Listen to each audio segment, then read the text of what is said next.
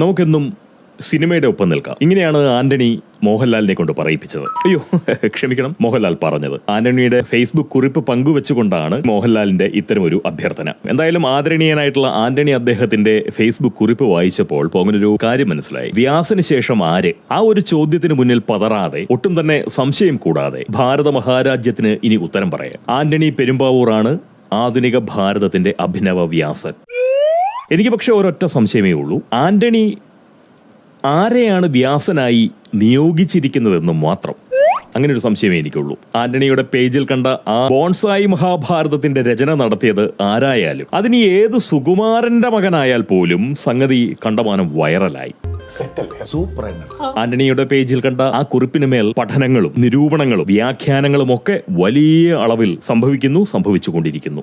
എന്തായാലും ഏതാനും മണിക്കൂറുകൾക്ക് മുന്നേ നമുക്കെന്നും സിനിമയുടെ ഒപ്പം നിൽക്കാം എന്ന നിർദ്ദേശത്തോടെ മോഹൻലാൽ സ്വന്തം പേജിലൂടെ കൂടുതൽ ആളുകളിലേക്ക് ആന്റണി ഭാരതം പങ്കിടുകയും ചെയ്തു. സിനിമയ്ക്കൊപ്പം നിന്നാൽ എന്ത് കിട്ടും? അങ്ങനെ ഒരു ചോദ്യം ചോദിച്ചവരിൽ ലാഭകരമാവുന്ന ഉത്തരം ലഭിച്ച താരങ്ങൾ തീർച്ചയായിട്ടും ഈ വിഷയത്തിൽ, അതായത് നിർമ്മാതാക്കളും അതുപോലെ തന്നെ താരങ്ങളും തമ്മിലുള്ള ഈ പോരാട്ട വിഷയത്തിൽ ആന്റണിക്കൊപ്പം നിന്നു. സിനിമയ്ക്കൊപ്പം നിന്നാൽ എന്ത് കിട്ടും എന്നാണ് ചോദ്യം. ആ ചോദ്യത്തിന് ലാഭകരമാവുന്ന ഉത്തരം കിട്ടിയപ്പോൾ അവർ ആന്റണിക്കൊപ്പം നിന്നു. ആന്റണിയാണ് നിലവിൽ കരുത്തൻ. കാരണം തന്റെ ചട്ടങ്ങൾക്കനുസരിച്ച് ചലിക്കുന്ന ഒരു സൂപ്പർ താരത്തെ സ്വന്തം പറമ്പിൽ ആന്റണി തളച്ചിട്ടുണ്ട്. കരുത്തർക്കൊപ്പം നിൽക്കുക എന്നത് അതിജീവന ഭയമുള്ള ഏതൊരു മനുഷ്യന്റെയും ജന്മവാസനയാണ്, ഏതൊരു ദുർബലന്റെയും ജന്മവാസനയാണ്. താരമായാലും നടന്മാരും മനുഷ്യരാണല്ലോ അല്ലെ? സ്വാഭാവികമായും സിനിമയ്ക്കൊപ്പം എന്ന വ്യാജേന കരുത്തർക്കൊപ്പം നിൽക്കുന്നതാണ് ബുദ്ധിയെന്ന് അതിജീവന ഭയമുള്ള താരങ്ങൾ തീരുമാനിച്ചു. താരങ്ങളുടെ പിന്തുണ നമ്മുടെ ആന്റണിക്കൊപ്പം ആയതിനാൽ സമൂഹത്തിലെ കനത്താസനം താങ്ങികളായിട്ടുള്ള മലയാളികൾ ആന്റണിയുടെ ആസന ചുവട്ടിൽ അണിനിരക്കുകയും ചെയ്തു. അങ്ങനെ അതിജീവന ഭയം ഇല്ലാത്തതിനാൽ സധൈര്യം ചില സത്യങ്ങൾ പറയാം. ആന്റണിയുടെ കുറിപ്പ് സിനിമയെ പറ്റിയും അതുപോലെ തന്നെ സിനിമാക്കാരെ പറ്റിയുമാണ്, അല്ലെങ്കിൽ സിനിമയുടെ പ്രശ്നങ്ങളെ പറ്റിയാണ്. സിനിമാക്കാർക്കിടയിലെ പ്രശ്നങ്ങൾ മാത്രമാണ് അതിൽ പ്രതിപാദിച്ചിരിക്കുന്നത്. എന്നാൽ അതിന് ചുവട്ടിൽ വീഴുന്ന കമന്റുകൾ സിനിമയെ പറ്റി ഉള്ളതല്ല, അല്ലെങ്കിൽ കൂടുതൽ കമന്റുകളും സിനിമയെ പറ്റി മാത്രമുള്ളതല്ല. വ്യക്തി അധിക്ഷേപം, പ്രാദേശികവാദം, ജാതി സ്പർദ്ധ, അതുപോലെ തന്നെ മതവിരോധം എന്നിങ്ങനെ തീർത്തും സാമൂഹ്യ വിരുദ്ധമായിട്ടുള്ള വിഷയങ്ങളാണ് ആന്റണിയുടെ കമന്റ് ബോക്സിൽ അധികമായും വന്നു നിറയുന്നത്. നിർമ്മാതാവും താരങ്ങളും തമ്മിലുള്ള പ്രശ്നം, അല്ലെങ്കിൽ സുരേഷ് കുമാറും ആന്റണിയും തമ്മിലുള്ള തർക്കം എങ്ങനെയാണ് നായർ നസ്രാണി പ്രശ്നമാകുന്നത്? അല്ലെങ്കിൽ തിരുവനന്തപുരം ബെൽറ്റും കൊച്ചി ബെൽറ്റും തമ്മിലുള്ള പോരടിയായി അത് മാറുന്നത് എങ്ങനെയാണ്? ഈ വിഷയത്തിൽ, അല്ലെങ്കിൽ സിനിമയിൽ ജാതിക്കും മതത്തിനും പ്രദേശത്തിനുമൊക്കെ എന്ത് പങ്കാണുള്ളത്? ഓരോന്നായി പോകണമെന്ന് പറയാം, വളരെ ചുരുക്കി തന്നെ.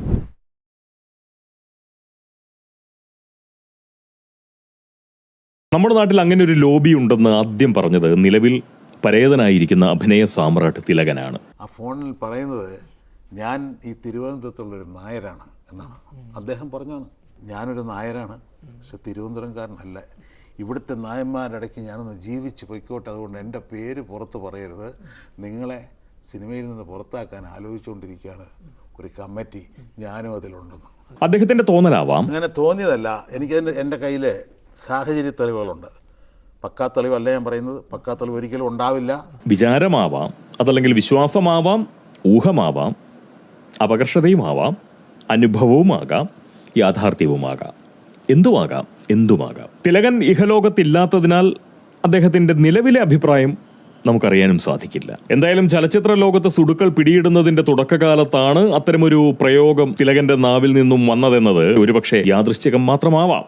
സുടുക്കളുടെ കൗശലത്തിന് മഹാനും വളരെ നിഷ്കളങ്കനുമായിട്ടുള്ള തിലകന്റെ നാവ് അബദ്ധവശാൽ ഇരപ്പെട്ടോ എന്നൊന്നും നമുക്കിപ്പോൾ പറയാൻ പറ്റില്ല. പക്ഷെ പോങ്ങൻ അങ്ങനെ ഒരു തോന്നലുണ്ട്. ഒരു സാഹചര്യം ഉദാഹരണമായി പോങ്ങൻ ചുമ്മാ ഒന്ന് പറയാം. ഒരു സാഹചര്യം, സാധ്യതയാണ് ഒരു സാഹചര്യം. അതായത് സോഡ ചേർത്ത് നേർപ്പിച്ച ഒരു 90, ഒരു ചെറുത്, അത് തിലകന് നേരെ നീട്ടിയിട്ട് കൗശലക്കാരനായിട്ടുള്ള ഒരു സുടുബുദ്ധൻ ഇങ്ങനെ പറയുകയാണെന്ന് വെക്കുക. അതായത്, തിലകൻ ചേട്ടാ, ഈ ഹിസ് ഹൈനസ് അബ്ദുള്ളയിലെ തമ്പുരാനാകേണ്ടിയിരുന്നത് സത്യത്തിൽ ചേട്ടനായിരുന്നു. എന്നാൽ അതിലെ നായകനും വിശിഷ്യ നായരുമായിട്ടുള്ള മോഹൻലാലിന്റെ ഭീഷണി കാരണം ഈഴവനായ ചേട്ടനെ നീക്കിയിട്ട് സഹനായരായിട്ടുള്ള നെടുമുടി വേണുവിനെ ആ നായർലാൽ തന്റെ സിനിമയിലെ തമ്പുരാനാക്കിയതാണ്. നസ്രാണി സംവിധായകൻ നായർ നായകന്റെ ഭീഷണിക്ക് മതിപ്പ് വിലയും കൊടുത്തു. അഭിനയശേഷിയുടെ കാര്യത്തിലായാലും തമ്പുരാൻ ലുക്കിലായാലും തിലകൻ ചേട്ടനോളം വരില്ലല്ലോ അടിമുടി നായരായിട്ടുള്ള നെടുമുടി. എന്നിട്ടും തിലകൻ ചേട്ടനിൽ നിന്നും തമ്പുരാൻ പട്ടമെടുത്ത് നായരായ നെടുമുടിക്ക് നായരായിട്ടുള്ള മോഹൻലാൽ കൊടുപ്പിച്ചെങ്കിൽ അത് സിനിമാ രംഗത്തു നിന്നും ഈഴവരെ തുടച്ചു നീക്കാനുള്ള നായർ ലോബിയുടെ കുൽസിത നീക്കമാണ് തിലകൻ ചേട്ടാ. കുൽസിത നീക്കമാണ്. ആയിരം പറയുമ്പോ വളരെ ഉയരത്തിലുള്ള ഈ തെങ്ങ് കയറ്റക്കാരെക്കാട്ടി ഉയരത്തിലല്ലോ മറ്റാരും. സുടുബുദ്ധൻ ഇത്രയും പറഞ്ഞു തീർക്കുന്നതിന് മുന്നേ 90 നിറഞ്ഞ ഗ്ലാസിനെ കാലിയാക്കിയ ആ മഹാനടനിൽ ജാതീയമായ ഒരുതരം അപകർഷത അങ്ങോട്ട് നീറിപ്പിടിച്ചു എന്ന് കരുതുക. അങ്ങനെയാണ് സംഭവിച്ചതെങ്കിൽ നിഷ്കളങ്കനും പാവവുമായിട്ടുള്ള തിലകൻ എന്ന കലാകാരൻ ആ നിലയിൽ തെറ്റിദ്ധരിക്കപ്പെട്ടതാണെങ്കിൽ എന്തുമാത്രം ആ മനുഷ്യൻ സങ്കടപ്പെട്ടിട്ടുണ്ടാവും, നീറിയിട്ടുണ്ടാവും. ഇല്ലാത്ത ഒന്നിന്റെ പേരിൽ ആ മനുഷ്യൻ എത്രത്തോളം സങ്കടം അനുഭവിച്ചിട്ടുണ്ടാവും അല്ലെ. എന്തായാലും ഒരു കാര്യം ഉറപ്പാണ്, ആന്റണി പെരുമ്പാവൂരിന്റെ കുറിപ്പിന് ചുവട്ടിൽ നായർ ലോബി എന്നും തിരുവനന്തപുരം ബെൽറ്റ് എന്നും പറഞ്ഞ് ജാതീയതയും പ്രാദേശികതയും പറയുന്നവർ ഒന്നുകിൽ സുടുക്കളോ അതല്ല എങ്കിൽ സുടുബാധിതരായിട്ടുള്ള കമ്മികളോ ആണ്.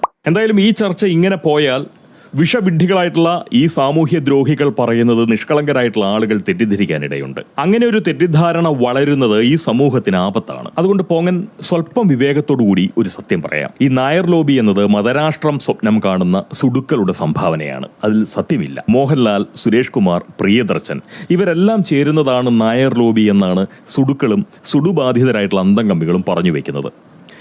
പോങ്ങൻ ഒന്നേ പറയുന്നുള്ളൂ. മധ്യ തിരുവിതാംകൂറിൽ ജനിച്ചിട്ടുള്ള മോഹൻലാൽ നായർ, തിരുക്കൊച്ചിയിൽ ജനിച്ചിട്ടുള്ള പ്രിയദർശൻ നായർ, മലബാറിൽ ജനിച്ച സുരേഷ് കുമാർ നായർ, ഈ 3 നായന്മാരും കൂടി അനന്തപുരിയിൽ വെച്ച് നായർ സർവീസ് സൊസൈറ്റി സംഘടിപ്പിച്ച ഒരു സവർണ മഹാസംഗമത്തിനോ അതല്ല എന്നുണ്ടെങ്കിൽ നാമജപ ഘോഷയാത്രയ്ക്കോ ഒക്കെ ഇടയിൽ, അങ്ങനെ വല്ലതിന്റെ ഇടയിൽ കണ്ടുമുട്ടി ക്ഷണത്തിൽ ലോബിപ്പെട്ടവരാണോ? ആണോ? അങ്ങനെയാണെങ്കിൽ തീർച്ചയായിട്ടും അത് നായർ ലോബി തന്നെ. എന്നാൽ അവരുടെ കൂട്ടായ്മ സംഭവിക്കുന്നത് പഠനകാലത്താണ്. അതോർക്കണം. അവരെ കൂട്ടുകാരാക്കിയത് അവരുടെ ജാതിയുമല്ല. അതുകൊണ്ട് തന്നെ അവരുടേത് നായർ ലോബി അല്ല. ഒന്നിച്ച് സിനിമയിൽ വന്നു, ഒറ്റക്കെട്ടായി അങ്ങോട്ട് വളർന്നു. അതൊരു തെറ്റൊന്നുമല്ല അല്ലേ. അവരെ കൂട്ടുകാരാക്കിയതിൽ അവരുടെ ജാതിക്ക് യാതൊരു പങ്കുമില്ല. എനിക്ക് ഉറപ്പുള്ളൊരു കാര്യമുണ്ട്, പോങ്ങന്റെ ചെറുപ്പകാലത്ത് പോലും വാസ്തുവിൽ ജാതിയോ മതമോ സുഹൃത്തുക്കളുടെ ജാതിയും മതവും ഒന്നും ഞങ്ങളാരും പരതിയിട്ടുമില്ല, അറിഞ്ഞിട്ടുമില്ല, അതിന് വിലയും കൊടുത്തിട്ടില്ല. അപ്പോൾ പിന്നെ കുറെ കൂടി പണ്ടുണ്ടായിരുന്ന ഇവരുടെയൊക്കെ ചെറുപ്പകാലത്ത് അതൊട്ടും ഉണ്ടായിരുന്നില്ല. അതിനു മുന്നേ ഉണ്ടായിരുന്നു, അതിൻ്റെയും മുന്നേ തലമുറയിലുണ്ടായിരുന്നു. അതിനിപ്പോൾ നമുക്ക് എന്താ കുഴപ്പം? ഓരോ കാലത്തും ഓരോ തരത്തിലാണ് ജീവിതം പോകുന്നത്. സാമൂഹ്യ ജീവിതം അങ്ങനെയാണ്. അതുകൊണ്ട് അവരാരും ജാതിയും മതവും നോക്കി കൂട്ടുകൂടിയതല്ല.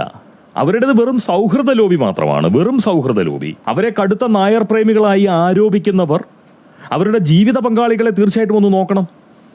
വായി നോക്കണം എന്നല്ല, അവരെക്കുറിച്ചൊന്ന് അന്വേഷിക്കണം. ഈ പ്രിയൻ നായർ, അദ്ദേഹം വിവാഹം കഴിച്ചത് ഒരു നസ്രാണി കുടുംബത്തിൽ ജനിച്ചിട്ടുള്ള സ്ത്രീയെയാണ്, നമ്മുടെ ലിസി, നടി കൂടിയായിരുന്ന ലിസി. അവരുടെ മകൻ സിദ്ധാർത്ഥ് എന്നാണെന്ന് തോന്നുന്നു അദ്ദേഹത്തിന്റെ പേര്. ആ സിദ്ധാർത്ഥ് വിവാഹം ചെയ്തത് നായർ പെൺകുട്ടിയെ അല്ല എന്നാണ് എനിക്ക് മനസ്സിലാക്കാൻ സാധിച്ചിരിക്കുന്നത്. അതായത് പ്രിയൻ ഒരു നായർ പ്രേമിയാണോ? അല്ലെങ്കിൽ നായർ ലോബിക്ക് കൊള്ളാവുന്ന ഒരാളാണോ പ്രിയദർശൻ നായർ? ആണോ? അങ്ങനെ ഒരു അഭിപ്രായം നിങ്ങൾക്കുണ്ടോ? ഇനി സുരേഷ് കുമാറിന്റെ ഭാര്യയായിട്ടുള്ള മേനക, അവര് നായരാണോ? നായരാണെന്ന് എനിക്ക് തോന്നുന്നില്ല. അവരുടെ മകൾ വിവാഹം ചെയ്തിരിക്കുന്നത് തീർച്ചയായിട്ടും ഒരു നസ്രാണിയെയാണ് അല്ലേ. അങ്ങനെയാണെങ്കിൽ സുരേഷ് കുമാർ നായർ ഒരു ലക്ഷണമൊത്ത നായർ പ്രേമിയാണോ? അല്ലെങ്കിൽ നായർ ലോബിക്ക് കൊള്ളാവുന്ന ഒരാളാണോ ഈ സുരേഷ് കുമാർ നായർ? ആണോ? മോഹൻലാലിന്റെ ഭാര്യ പദവി അലങ്കരിക്കുന്ന സുചിത്രയും നായരല്ല എന്നാണ് പോങ്ങനെ മനസ്സിലാക്കാൻ സാധിച്ചിരിക്കുന്നത്. ഇനി ആണെങ്കിൽ തന്നെ അവർ നായരാണെന്ന് തന്നെ ഇരിക്കട്ടെ. അങ്ങനെയാണെങ്കിൽ തന്നെ ഇപ്പോഴത്തെ മോഹൻലാലിന്റെ കൂട്ടാളികളെ നമുക്കൊന്ന് നോക്കാമല്ലോ അല്ലേ. ഒത്ര നായർ പ്രേമിയാണെങ്കിൽ, നായർ ബെൽറ്റിന്റെ, നായർ ലോബിയുടെ ആൾക്കാരാണെന്നുണ്ടെങ്കിൽ, മോഹൻലാൽ അതിൽ ഉള്ള ഒരാളാണെന്നുണ്ടെങ്കിൽ അദ്ദേഹത്തിന്റെ സുഹൃത്തുക്കളെ നോക്കാം. എന്റെ അറിവിൽ ലാലിന്റെ ഒരു കണക്കുപിള്ള മാത്രമാണ് നായരായി മോഹൻലാലിനൊപ്പമുള്ളത്, മോഹൻലാലിന്റെ സൗഹൃദ വലയത്തിലുള്ളത്.